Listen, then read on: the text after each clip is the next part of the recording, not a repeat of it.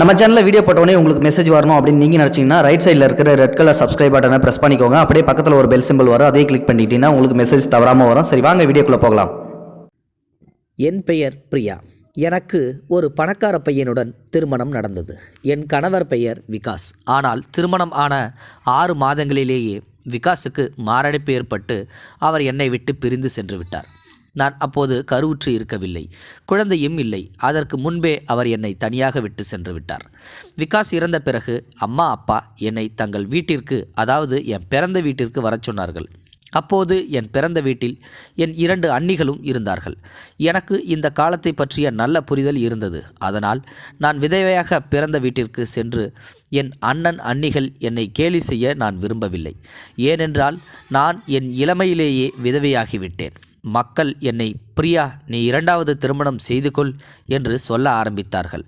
ஆனால் என் மனது 2வது திருமணத்திற்கு சம்மதிக்கவில்லை. எப்படியும் விகாஸின் வீட்டில் யாரும் இல்லை. அவரது பெரிய வீடு என்னிடம் இருந்தது. அப்போது என் மனதில் ஒரு யோசனை தோன்றியது. ஏன் நான் வீட்டின் கீழ்ப்பகுதியை வாடகைக்கு விடக்கூடாது? இதனால் வீட்டில் ஒரு துணை கிடைக்கும். இதனால் என் பகல் பொழுதும் கழியும், இரவில் பயமும் குறையும். அதனுடன் ஒவ்வொரு மாதமும் கொஞ்சம் பணமும் வரும். பிறகு வீட்டை வாடகைக்கு விட வேண்டும் என்று தீர்மானித்தேன். ஆனால் என் நிபந்தனை என்னவென்றால், அது ஒரு நாகரிகமான குடும்பமாக இருக்க வேண்டும்.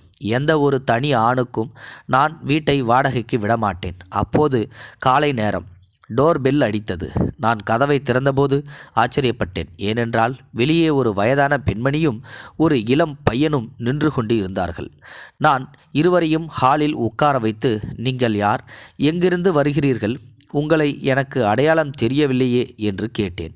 அதற்கு அந்த பையன், மேடம், நீங்கள் உங்கள் வீட்டை வாடகைக்கு விட விரும்புகிறீங்க தானே, அதுக்காகத்தான் நாங்கள் வந்திருக்கோம். நீங்கள் ஒரு நாகரிகமான குடும்பத்தை வாடகைக்கு அமர்த்த விரும்புகிறீர்கள் என்று கேள்விப்பட்டோம். அதனால் நாங்கள் இருவரும் இந்த வீட்டில் தங்க விரும்புகிறோம். எங்களை தவிர வேறு யாரும் வரமாட்டார்கள் என்றான். இதற்கு நான், ஆம், நீங்கள் சொல்வது சரிதான். எனக்கு ஒரு நாகரிகமான வாடகைக்காரர் தான் தேவை. நான் வீட்டின் கீழ்ப்பகுதியை வாடகைக்கு விட விரும்புகிறேன். அப்படியானால் நீங்கள் இருவரும், அம்மா மற்றும் மகன், இந்த வீட்டில் தங்க விரும்புகிறீர்களா என்று கேட்டேன். அப்பொழுது அந்த வயதான பெண்மணி சொன்னால், நான் இவனது தாயல்ல, இவனது மனைவி. இதை கேட்டதும் என் கண்கள் விரிந்தன. இந்த பையன் அந்த பெண்ணிடம் என்ன பார்த்தான்? ஒரு வயதான பெண்ணை ஏன் திருமணம் செய்து கொண்டான் என்று எனக்கு புரியவில்லை. ஏனென்றால் அந்த பையன் பார்க்க மிகவும் ஸ்மார்ட்டாக இருந்தான். அவனது பெயர் ரோஹன் மற்றும் அந்த பெண்ணின் பெயர் சாந்தி. சாந்திக்கு சுமார் 45 வயது இருக்கும். 45 வயது மதிப்புத்தக்க இந்த இளம் வயது பையனை திருமணம் செய்து கொண்டது எனக்கு மிகவும் விசித்திரமாக தோன்றியது. அதனால் நான் சற்றென்று மன்னிக்கவும், என் பேச்சால் உங்களுக்கு வருத்தமாக இருந்தால் மன்னிக்கவும், நீங்கள் இருவரும் கணவன் மனைவி என்று எனக்கு தெரியாது என்றேன். இதற்கு அவர்கள் சிரித்துக்கொண்டே, பரவாயில்லை, எங்களை பார்த்தாலே எல்லோரும் ஆச்சரியப்படுவார்கள் என்றார்கள். பிறகு ரோஹன், மேடம், நீங்கள் எங்களுக்கு இந்த வீட்டை வாடகைக்கு கொடுக்க முடியுமா?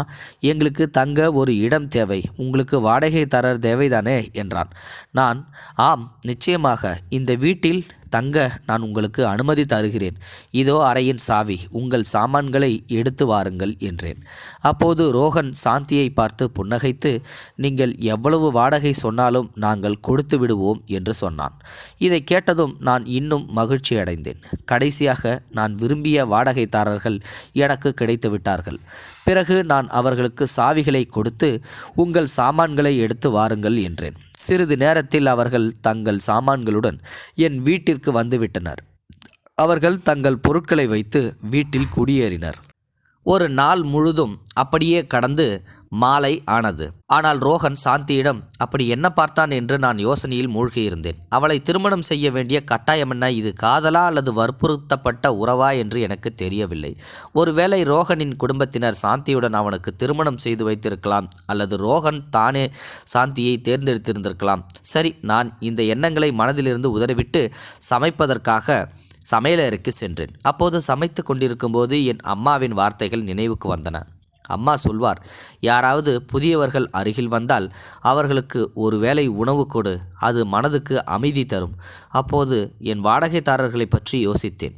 அவர்களுக்கு சாப்பாடு இருக்குமோ இல்லையோ, அவர்கள் என்ன பதற்றத்தில் இருப்பார்கள், சாமான் இருக்குமோ இல்லையோ, இதை நினைத்து நான் சாந்திக்கும் ரோகனுக்கும் உணவு சமைக்க முடிவு செய்தேன். நான் தனியாக இருந்ததால் எனக்காக மட்டுமே சமைப்பேன். ஆனால் இன்று 3 பேருக்கான உணவை சமைக்கும்போது எனக்கு மிகுந்த மகிழ்ச்சியாக இருந்தது.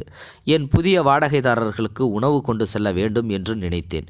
இப்போது இரவு ஆகிவிட்டது. நான் உணவை டிஃபன் பாக்ஸில் வைத்து கீழே சென்றேன். அவர்கள் கதவை தட்டினேன். ஆனால் பதில் இல்லை. நீண்ட நேரம் கதவு மணியை அடித்த பிறகு அவர்கள் களைப்பால் தூங்கியிருக்கலாம் என்று நினைத்தேன். அதனால் நான் திரும்பிய போது திடீரென கதவு திறந்தது. ரோகன் வெளியே வந்தான். வந்ததும் ரோகன், அடடே பிரியாக்காவா, இங்கே வாங்க, என்ன செய்கிறீங்க என்றான். அப்போது என் கையில் இருந்த டிஃபன் பாக்ஸை பார்த்து, அக்கா, சாப்பாடு கொண்டு வர வேண்டிய அவசியம் என்ன இருக்கு? சாந்தி சமையலறையில் சமைத்து கொண்டிருக்கிறாள் என்றான். இதற்கு நான், பரவாயில்லை ரோகன், இது என்னுடைய கடமை. இன்று நீங்கள் என் விருந்தினர்கள், அதனால் நான் உங்களுக்கு உணவு கொண்டு வந்தேன்.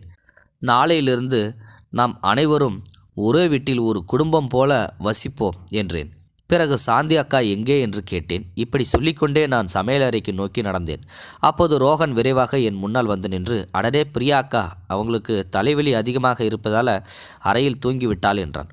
நான், இப்போதுதானே அவள் சமையலறையில் சமைத்து கொண்டிருந்தாள் என்று சொன்னாய் என்றேன். அப்போது அவன் பதற்றத்துடன், இல்லை, சமைக்கும்போது திடீரென அவளுக்கு தலைவலி ஏற்பட்டுவிட்டது, அதனால் அவள் போய் தூங்கிவிட்டாள். இப்போது அவள் தூங்கியிருக்கலாம். நான் இப்போது அவளை எழுப்பினால் அவளுக்கு இன்னும் தலைவலி அதிகமாகும். உங்களுக்கு தெரியும், அவளுக்கு வயதாகிவிட்டது, நோய் அவளை பிடித்திருக்கிறது. அதனால் தூக்கத்தில் இருந்து எழுப்புவது நல்லதல்ல என்று சொன்னான். இதை கேட்டதும் நான் அமைதியானேன். எதுவும் சொல்லாமல் அமைதியாக என் மேலே உள்ள வீட்டிற்கு திரும்பி வந்துவிட்டேன். மேலே வந்து உணவு சாப்பிட்டுவிட்டு தூங்க சென்றேன். ஆனால் மனதில் ஒரு கேள்வி சுழன்றது. ரோகன் ஏன் அப்படி செய்தான்? இப்போது உணவு சாப்பிட்டுவிட்டு நான் படுக்கையில் படுத்திருந்தேன். ஆனால் ரோகன் எவ்வளவு சாமர்த்தியமாக விஷயத்தை திருப்பிவிட்டான் என்று மனம் கலங்கியது.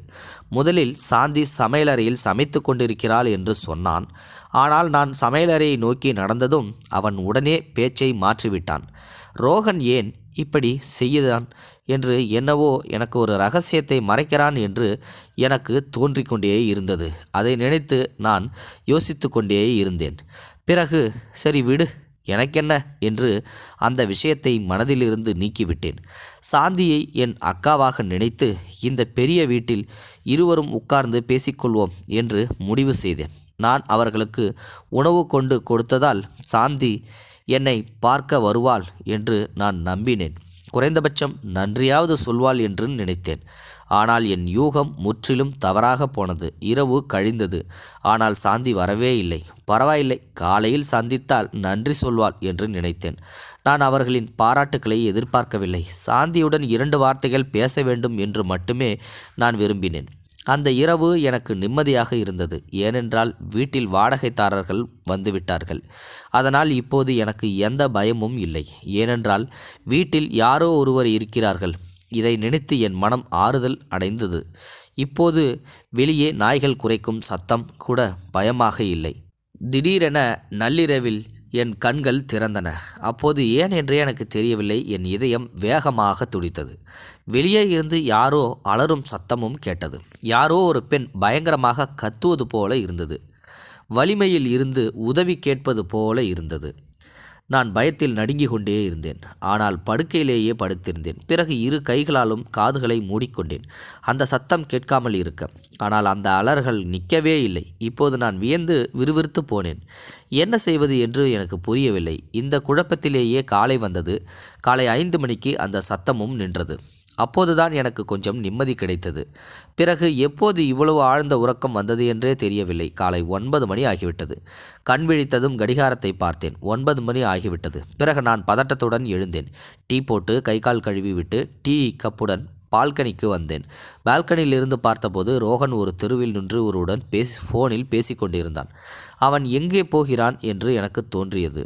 ஃபோனில் பேசி கொண்டிருக்கும் போதே அவன் பார்வை என் மீது பட்டது. என்னை பார்த்து மெதுவாக புன்னகைத்துவிட்டு அங்கிருந்து அவன் சென்று விட்டான். அவன் தோற்றத்தை பார்த்தால் அலுவலகத்திற்கோ அல்லது வேலைக்கோ போகிறான் என்றே தோன்றியது.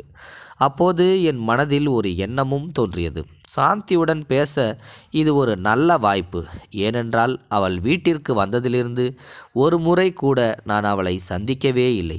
ஏனென்றால் நான் அவளுடன் அமர்ந்து என் மனதை பேச விரும்பினேன் என்று நான் விரும்பினேன். ஆனால் அவள் என்னை சந்திக்க விரும்பாதது போல இருந்தது. அதனால் சீக்கிரம் வேலையை முடித்துவிட்டு கீழே சென்று சாந்தியுடன் நான் பேச நினைத்தேன். அதுக்கு அடுத்தாற்போல சாந்தியோட கீழ் வீட்டுக்கு செல்லலாம் என்று நினைத்து கொண்டே இருந்தேன். விரைவாக வேலைகளை முடித்துவிட்டு அவள் அறைக்கு கீழே சென்றேன். நான் கீழே வந்தபோது ரோகன் அங்கு இல்லை. அவன் வேலைக்கு சென்று விட்டான் போல தோன்றியது. அதனால் நான் அவர்களின் கதவை தட்டினேன். ஆனால் கதவு உள்ளே இருந்து பூட்டப்பட்டிருந்தது. நான் மீண்டும் மீண்டும் தட்டினேன். ஆனால் கதவை யாருமே திறக்கவில்லை. அங்கேயே நின்று கொண்டு யோசிக்க ஆரம்பித்தேன். இவ்வளவு நேரம் தட்டுகிறேன், ஆனாலும் ஏன் யாரும் திறக்கவில்லை? அப்போது உள்ளே இருந்து ஒரு குரல் வந்தது. பிரியா, நீங்களா? அது சாந்தியின் குரல். நான், ஆம் சாந்தி. சாந்தி அக்கா, கதவை திறங்கள். நான் பிரியா என்றேன். சாந்தி கதவை திறந்தாள். அவளை பார்த்ததும் நான் அதிர்ச்சி அடைந்தேன். ஏனென்றால் அவள் கண்கள் கண்ணீரால் நிறைந்திருந்தன. இதை பார்த்து நான் சற்று பயந்தேன். அப்போது அவள் என்னை உள்ளே அழைத்து சோஃபாவில் உட்கார வைத்தாள். பிறகு உள்ளே யாரையாவது அழைக்கலாமா வேண்டாமா என்று எனக்கு புரியவில்லை. அதனால் யோசித்து முடிவெடுத்து கதவை திறந்தேன் என்றாள். அதற்கு நான், சாந்தி அக்கா, இந்த இடம் உங்களுக்கு புதிது. இங்கு வேறு யார் வருவார்கள் என்றேன். அதற்கு அவள், பிரியா, என் வாழ்க்கை எந்த நிலைக்கு வந்திருக்கிறது என்று உனக்கு தெரியாது என்றாள். அவள் மிகவும் கவலையுடன் இருந்தாள். அப்போது நான், அக்கா, உங்கள் கண்களில் கண்ணீர், நீங்கள் அழுது இருக்க கொண்டிருந்தீர்களா என்று கேட்டேன். அதற்கு அவள், ஆம் என்று என் கதையை என்ன சொல்வது, நான் மிகவும் பதற்றத்தில் இருக்கிறேன் என்றாள். இதற்கு நான், அக்கா, நீங்கள் என்னிடம் எல்லாவற்றையும் சொல்லலாம் என்றேன். அப்போது அவள் சொல்ல ஆரம்பித்தாள். என் கணவர் ரோகனுக்கு என்னை பிடிக்கவில்லை. அவன் இளமையானவன். அவனுக்கு அவனை போன்ற ஒரு இளம்பெண் வேண்டும் என்றே ஆசைப்படுகிறான். ஆனால் எனக்கு வயதாகிவிட்டது. என் முகமும் அவனுக்கு பிடிக்கவில்லை. அவளை பார்த்ததும் எனக்கு மிகவும் பரிதாபமாக இருந்தது. ஏனென்றால் அவள் மிகவும் அமைதியற்றவளாக இருந்தாள். பிறகு அவள், ரோகன் வேறு யாருடனோ உறவில் இருக்கிறான் என்று நினைக்கிறேன். அவன் என்னை ஏமாற்றுகிறான் என்று சொன்னாள். யாரோ ஒருவருடன் ஃபோனில் பேசிக்கொண்டே இருக்கிறான். ஆனால் நான் கேட்கும்போது அவன் என்னிடம் அசிங்கமாக பேசுகிறான். சில சமயங்களில் என்னை அடிக்கவும் செய்கிறான். அப்போது நான், சாந்தி அக்கா, நீங்கள் நலமாக தானே இருக்கிறீர்கள் என்று நான் கேட்டேன். அதற்கு அவள், ஆம், சொல்வதற்கு நான் நன்றாக தான் இருக்கிறேன். உலகில் உள்ள அனைத்தையும் நான் வைத்திருக்கிறேன். பணம், உடைகள், பொருட்கள் எல்லாம் என்னிடம் இருக்கின்றது. ஒரு பெண்ணுக்கு தேவையான அனைத்தும் சுகமோ சந்தோஷமோ இல்லை என்றால். அவள் பேச்சை கேட்டதும் என் மனம் இன்னும் கனமானது. பிறகு நான், சாந்தி அக்கா, சொல்லுங்க, நான் உங்களுக்கு என்ன செய்ய முடியும்? நான் உங்களுக்கு உதவ விரும்புகிறேன் என்றேன். அதற்கு அவள், என் உறவினர்களே எனக்கு உதவவில்லை. பிறகு நீ என்ன செய்வாய்? எப்படியும் ரோகன் என்னை விட்டு விலகிவிடுவதாக மிரட்டுகிறான்.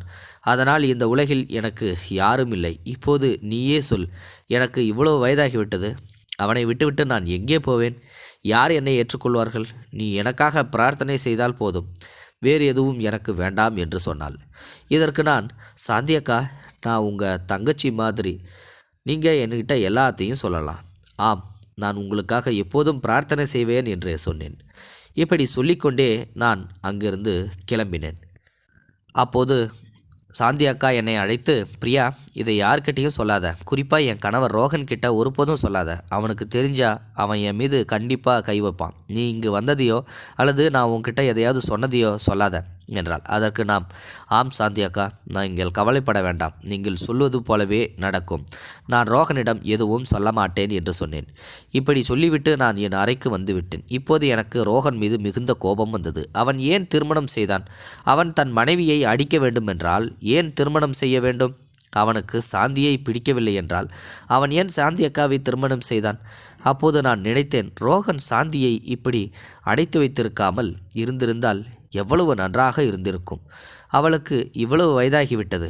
ஆனாலும் கட்டுப்பாடுகள், அதுவும் அவன் வேறு ஒருவருடன் உறவில் இருக்கும்போது ரோகன் சாந்தி மீது இந்த கட்டுப்பாடுகளை விதிக்காமல் இருந்திருந்தால் நாங்கள் இருவரும் சகோதரிகளாகவே இருந்திருப்போம். எங்கள் துக்கங்களையும் வலிகளையும் பகிர்ந்து கொண்டிருப்போம். சரி, நான் இந்த எண்ணங்களை விட்டுவிட்டு என் அன்றாட வேலைகளில் கவனம் செலுத்த ஆரம்பித்தேன். பிறகு இரவு வந்தது. இரவில் தூங்குவதற்காக படுக்கையில் படுத்தேன். ஆனால் மீண்டும் அதையே நடந்தது. நடு இரவில் பயத்தால் என் தூக்கம் கலைந்தது. நேற்று இரவு என்னை தூங்க விடாத அதே காரணம். ஒரு பெண்ணின் அலற சத்தம் மீண்டும் கேட்டது. அப்போது நான் காது கொடுத்து கேட்டபோது இந்த சத்தம் மிக அருகிலிருந்து வருவது போல இருந்தது. அதனால் இந்த சத்தம் எங்கிருந்து வருகிறது என்று யோசிக்க ஆரம்பித்தேன். இப்பொழுது எந்த விலையிலும் இதை நான் தெரிந்து கொள்ள வேண்டும். அதனால் மெதுவாக நான் என் அறையிலிருந்து வெளியே வந்தேன். வெளியே வந்ததும் அலறல்கள் இன்னும் தெளிவாக கேட்டன. இப்போது எனக்கு தெரிந்தது, இந்த சத்தம் வேறு எங்கிருந்தும் வரவில்லை. கீழே உள்ள சாந்தி அக்காவின் அறையிலிருந்து தான் வந்து கொண்டிருந்தது. மற்றும் அலறியவள் வேறு யாருமில்லை, சாந்தியேதான். ஒரு கணம் நான் கனத்து ஸ்தம்பித்து போனேன். பிறகு நான் வேகமாக படிகளில் இறங்கினேன். ஏனென்றால் சாந்தி மீது எனக்கு முதல் சந்திப்பில் இருந்து என்னவள் என்று உணர்வு ஏற்பட்டது. இப்போது அவள் வேதனையில் இருப்பதை பார்த்து நான் அமைதியாக இருக்க முடியவில்லை என்னால். அதனால் நான் கீழே வந்து அவர்களின் கதவை பலமாக தட்ட ஆரம்பித்தேன். நீண்ட நேரம் கதவை தட்டி கொண்டே இருந்தேன். ஆனால் யாருமே வந்து கதவை திறக்கவில்லை. ஆச்சரியம் என்னவென்றால், நான் தட்டியதாலும் கூட சாந்தியின் அலறல்கள் குறையக்கூட இல்லை. மாறாக அவள் இன்னும் உரத்த குரலில் கத்திக்கொண்டு தான் இருந்தாள். என் கை தட்டி வலி எடுக்க ஆரம்பித்தது. கடைசியில் களைத்து போய் நான் மீண்டும் என் மாடி அறைக்கே திரும்பினேன். இப்போது இந்த நேரத்தில் நான் யாரிடம் உதவி கேட்பேன்? எல்லோரும் தங்கள் வீடுகளில் தூங்கிக் கொண்டுதான் இருப்பார்கள். அந்த இரவு சாந்தியின் கவலையில் எனக்கு தூக்கமே வரவில்லை. அப்போது நான் பால்கனியில் சென்று உட்கார்ந்திருந்தேன். கடிகாரத்தை பார்த்தேன். காலை 4 மணி ஆகியிருந்தது. அதனால் ரோஹன் வெளியே வருவதை பார்த்ததும் அவனை நிறுத்தி பேச வேண்டும் என்று முடிவு செய்தேன். பிறகு காலை 8 மணிக்கு பால் விநியோகிப்பவர் வந்தபோது நான் கதவை திறக்கச் சென்றேன். அப்போது ரோஹன் வீட்டிலிருந்து வெளியே வருவதை பார்த்தேன். அவன் என்னை பார்த்ததும் அதிர்ச்சி அடைந்தான். ரோஹன் வெளியே வந்தபோது நான் அவனை அழைத்தேன். ரோஹன், சற்று நில். அவன் முகத்தில் பயம் தெளிவாக தெரிந்தது. ஆனால் அவன் அமைதியாக என் முன் வந்து நின்று, பிரியாக்கா, நீங்கள் என்கிட்ட என்ன சொல்ல விரும்புகிறீர்கள் என்று எனக்கு தெரியும் என்றான். அப்போது அவன் முகத்தில் துக்கத்தின் நிழல் படிந்திருந்தது. அவன், இரவில் சாந்தியே கத்துகிறாள், நீங்கள் ஏன் கவலைப்படுகிறீர்கள் இல்லையா? எனக்கும் கூட அவளை பற்றி மிகவும் கவலையாகத்தான் இருக்கிறது. ஆனால் இதற்கு என்னிடம் எந்த தீர்வும் இல்லை. உங்களிடம் ஏதாவது வழி இருந்தால் எனக்கும் சொல்லுங்கள் என்று கேட்டான். அப்போது நான் ரோஹனின் கண்களில் கண்ணீர் இருப்பதை கண்டேன். அவன் என்னை பார்க்காமல் தன் கண்ணீரை துடைத்து கொண்டே இருந்தான். அதற்கு நான், ரோஹன், முதல்ல சாந்தியின் பிரச்சனை என்ன என்று சொல். அவன் ஏன் அழுகிறாள்? அப்போதுதான் நான் உனக்கு ஒரு வழி சொல்ல முடியும் என்றேன். ரோஹன் தலையை நிமிர்த்தினான். பிறகு என் கண்களை பார்த்து, பெரிய பிரச்சனை என்னவென்றால் அவள் என் மீது மிகவும் சந்தேகம் கொள்கிறாள் என்றான். இதை கேட்டதும் நான் ஆச்சரியத்துடன் அவனை பார்த்தேன். அப்போது அவன் மெதுவாக சிரித்து, அக்கா, என் முகத்தை உத்து பாருங்க, பிறகு சாந்தியை பாருங்க. இருவருக்கும் எவ்வளவு வித்தியாசம் இருக்கிறது. நான் விரும்பி இருந்தால் ஒரு இளம் அழகான பெண்ணை திருமணம் செஞ்சிருக்க முடியும். ஆனால் நான் அனைவரையும் விட்டுவிட்டு சாந்தியை ஏன் தேர்ந்தெடுத்தேன்? ஏன்னா அவள் ஆதரவற்றவ. நான் அவளுக்கு ஆதரவு கொடுக்க விரும்பினேன். அதனால தான் நான் அவளை திருமணமும் செஞ்சேன். ஆனாலும் அவள் என் மீது சந்தேகப்படுகிறாள் என்றான். பிறகு அவன் மேலும், நீங்களும் கூட முதலில் சாந்தியை என் அம்மா என்று தானே நினைத்தீர்கள் இல்லையா? நான் அவளை ஆதரவற்றவள் என்று நினைத்துதான் திருமணம் செய்து கொண்டேன். என் ஒரே தவறு. ஏனென்றால் அவள் என் வீட்டில் வேலைக்காரியாக இருந்தாள். அவளுடைய நிலையை பார்த்தால் எனக்கு நன்றாக இல்லை. அதனால் நான் அவளை திருமணம் செய்து கொள்ள நினைத்தேன். என் பெயரை அவளுக்கு கொடுப்பேன். ஆனால் என் குடும்பத்தினருக்கு இந்த விஷயம் சுத்தமாக பிடிக்கவில்லை. அதனால் அவர்கள் என்னை வீட்டை விட்டு வெளியேற்றினார்கள். அப்போது சாந்திக்காக நான் என் குடும்பத்தையே விட்டுவிட்டேன். இதை சொல்லும்போது ரோஹனின் கண்கள் கலங்கின.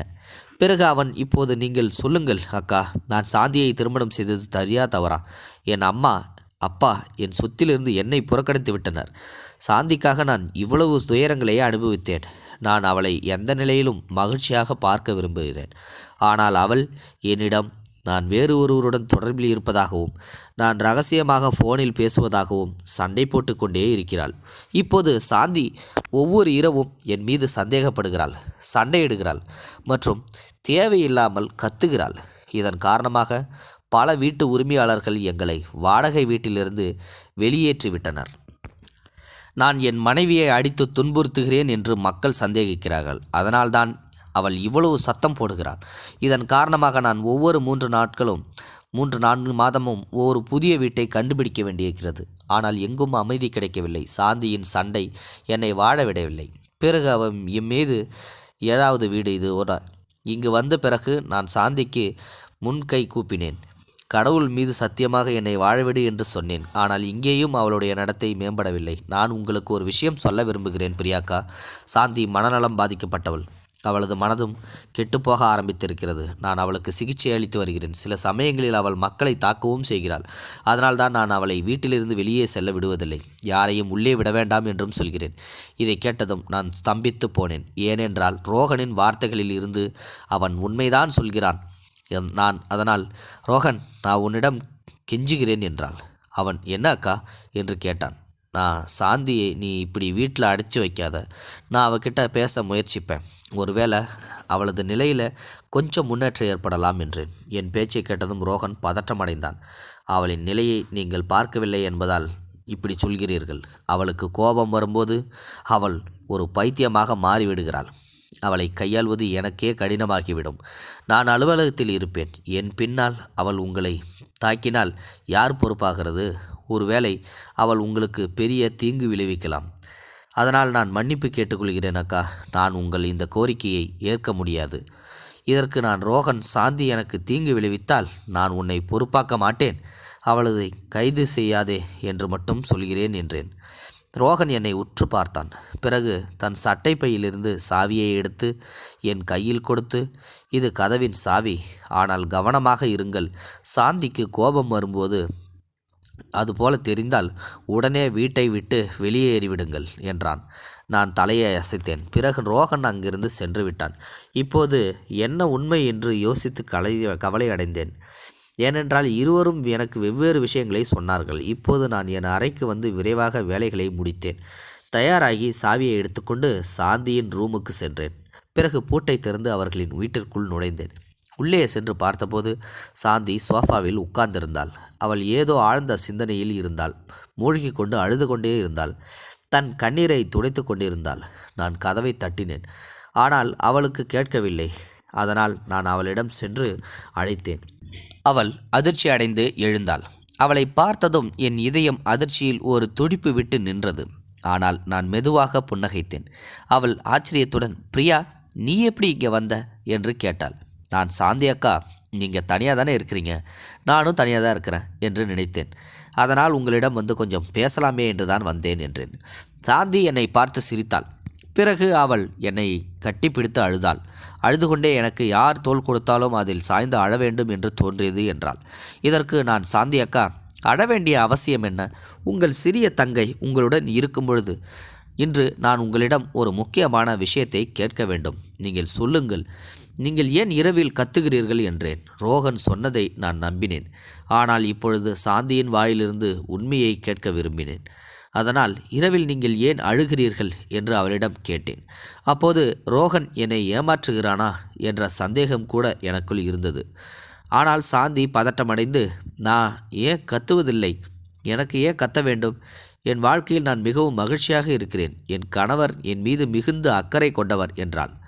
அவள் பேச்சை கேட்டு நான் திகைத்து போனேன். ஏனென்றால் அவள் எவ்வளவு எளிதாக பேச்சை மாற்றினாள். நேற்று என்னிடம் வேறு ஏதாவது சொல்லியிருந்தால் இன்று வேறு ஏதாவது சொல்கிறாள். பிறகு அவள், எனக்கு உன் வீட்டை பார்க்க வேண்டும், நீ உன் வீட்டை எப்படி அலங்கரித்திருக்கிறாய் என்று பார்க்க விரும்பினேன். ஏனென்றால் என் கணவர் வீட்டிற்கு வரும்போது எல்லாவற்றையும் விரும்ப வேண்டும் என்பதற்காக நான் என் வீட்டையும் அதே போல அலங்கரிக்க விரும்புகிறேன். அப்போது நான் வீட்டை எவ்வளவு நன்றாக பராமரித்திருக்கிறேன் என்று அவர் பார்க்க வேண்டும் என்று சொன்னாள். நான் தலையை அசைத்து, வாருங்கள் அக்கா, என் கூட வாருங்கள் என்று என் அறையையும் வீட்டையும் காட்டுகிறேன் என்றேன். பிறகு நான் சாந்தியை என்னுடன் மேலே அழைத்து வந்தேன். ஆனால் அவள் நடத்தை ஏன் திடீரென்று இவ்வளவு மாறிவிட்டது என்று குழப்பம் மனதில் இருந்து கொண்டேதான் இருந்தது. மேலே வந்ததும் சாந்தி என் கையை பிடித்து தன் கையை நீட்டினாள். அவள் கையில் தழும்பு அடையாளங்கள் இருந்தன. அதை பார்த்து நான் அதிர்ச்சி அடைந்தேன்.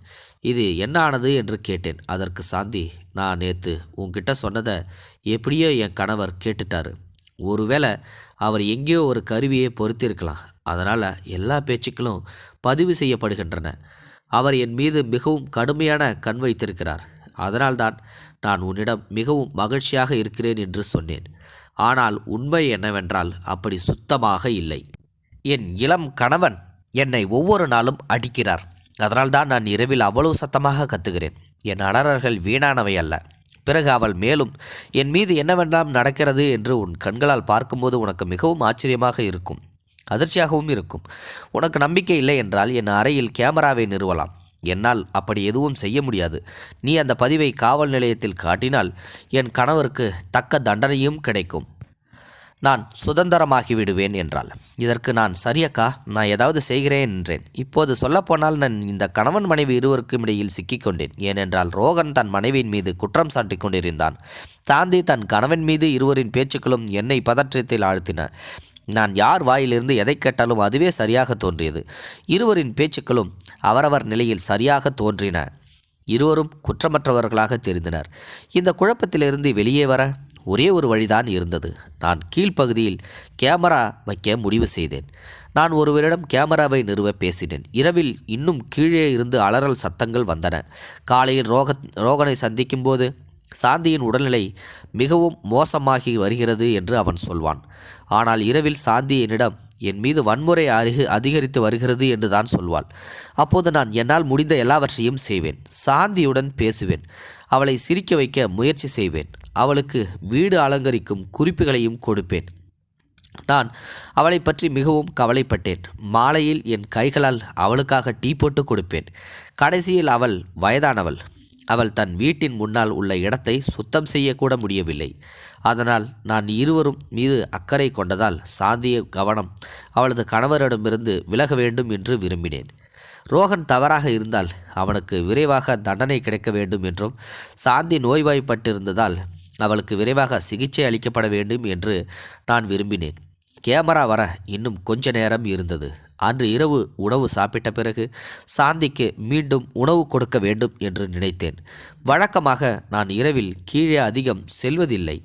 அதனால் இன்று உணவு கொடுக்க வேண்டியிருந்தது.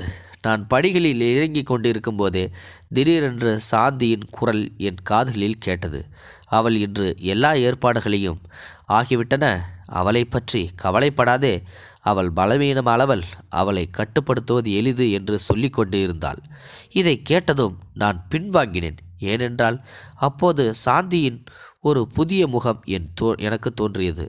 பிறகு என் மனதில் என்னென்னவோ எண்ணங்கள் தோன்ற ஆரம்பித்தன. சாந்திதான் தவறு என்று எனக்கு தோன்றியது. இரவு அவள் தெரிந்த யாரையாவது வீட்டிற்கு அழைத்து கொண்டு வந்து ஏதாவது தவறு செய்து வேண்டுமென்றே சத்தமாக கத்துகிறாளோ, அதனால் மக்கள் ரோகனை தவறாக புரிந்து கொண்டு அவள் தன் இப்படி இஷ்டப்படி செய்யலாமோ என்று தோன்றியது. கேமரா வர இன்னும் நேரம் இருந்ததால் நான் என் பழைய தோழிக்கு ஃபோன் செய்தேன். ஏனென்றால் அவள் ஒரு பெண் காவலர்.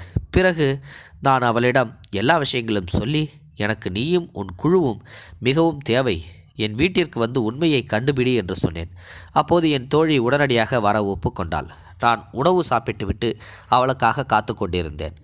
ஆனால் எப்படி என்று தெரியவில்லை. எனக்கு தூக்கம் வந்துவிட்டது. நான் தூங்கிவிட்டேன். கண் விழித்த போது நான் மருத்துவமனை படுக்கையில் இருப்பதை பார்த்து பதட்டமடைந்தேன். சுற்றிலும் பார்த்தபோது என் தோழி ரம்யா என் முன் நின்று கொண்டிருந்தாள். ரம்யா, நான் எப்படி இங்கே வந்தேன்? மருத்துவமனையில் என்ன செய்கிறேன் என்று கேட்டேன். அவள் சிரித்துக்கொண்டு, பிரியா, நீ பெரிய சாதனை படைச்சிட்ட என்று சொன்னார்கள். சில திருடர்கள் வாடகைதாரர்களாக மக்களை பிடித்து அவர்களின் வீடுகளுக்குள் நுழைவதாக பல நாட்களாக எங்களுக்கு புகார்கள் வந்து கொண்டிருந்தன. மக்கள் அவர்களை நம்பியதும் அவர்கள் திருடிவிட்டு தப்பிவிடுகிறார்கள்.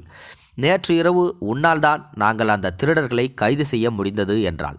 இதற்கு நான் ரம்யாவிடம் இது எப்படி நடந்தது என்று கேட்டேன். ரம்யா, பிரியா, உன் வீட்டில் வாடகைதாரர்களாக தங்கியிருந்தவர்கள் ஒரு திருட்டு கும்பலின் ஒரு பகுதி. இதுதான் அவர்களின் தந்திரம். அவர்கள் ஆதரவற்ற பெண்களின் வீடுகளில் வாடகைதாரர்களாக தங்குவார்கள். பிறகு அவர்களை சிக்க வைக்க நாடகம் போடுவார்கள். அப்போது கணவன் தன் மனைவியின் மீது குற்றம் சாட்டுவாள், மனைவி தன் கணவன் மீது குற்றம் சாட்டுவாள். இப்படி அவர்கள் வீட்டு உரிமையாளர்களை தங்கள் சண்டைகளில் சிக்க வைத்து வீட்டின் ஒவ்வொரு பொருளையும் கண்காணிப்பார்கள். எல்லாவற்றையும் மறந்து விடுவார்கள். பிறகு ரம்யா, உனக்கும் இதுதான் நடந்தது. ரோகனும் சாந்தியும் உன்னுடன் இந்த விளையாட்டைத்தான் ஆடினார்கள். நீ சாந்திக்கு உன் வீட்டில் உள்ள எல்லா பொருட்களையும் காட்டினாய். உன் நகைகள், விலைமதிப்பற்ற பொருள்கள் அனைத்தும். நீ சாந்தியின் பேச்சை கேட்டு எனக்கு ஃபோன் செய்தது நல்லது. நேற்று இரவு அவர்கள் இருவரும் உன் உணவில் தூக்க மாத்திரை கலந்திருந்தனர். நீ ஆழ்ந்த தூக்கத்தில் சென்று விட்டாய். அவர்கள் திட்டம் தீட்டி உன் வீட்டை சூறையாடிவிட்டு தப்பிப்பதாகும். பிறகு அவள் மேலும் அவர்களின் திட்டம் உன் வீட்டின் அனைத்து விலைமதிப்பற்ற பொருட்களையும், வாஷிங் மிஷின், குளிர்சாதன பெட்டி, தொலைக்காட்சி பெட்டி, நகைகள் மற்றும் உன் விலையுயர்ந்த ஆடைகளையும் திருடிக் கொள்ள வேண்டும் என்பதுதான் அவர்களுடைய திட்டம். இது மிகவும் திட்டமிட்டு செய்யப்பட்ட திட்டம். ஆனால் நாங்கள் சரியான நேரத்தில் வந்து இருவரையும் கையும் களவுமாக பிடித்து கைது செய்துவிட்டோம். நான் உன் அறைக்கு சென்றபோது நீ மயக்கத்தில் இருந்தாய். அதனால் நாங்கள் உன்னை உடனடியாக மருத்துவமனைக்கு கொண்டு வந்தோம் என்றார்கள்.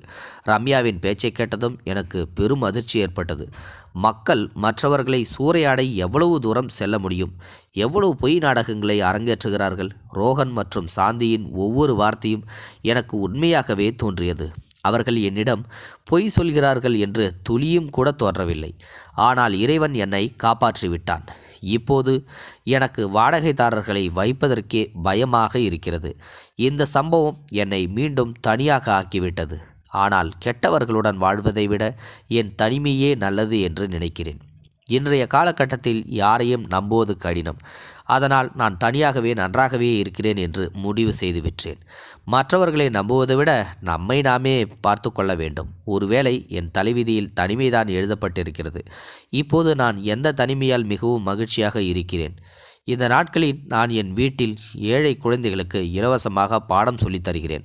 அந்த குழந்தைகள் நாள் முழுவதும் என்னுடன் இருக்கிறார்கள். இரவில் தங்கள் வீட்டிற்கு சென்று வந்து விடுகிறார்கள்.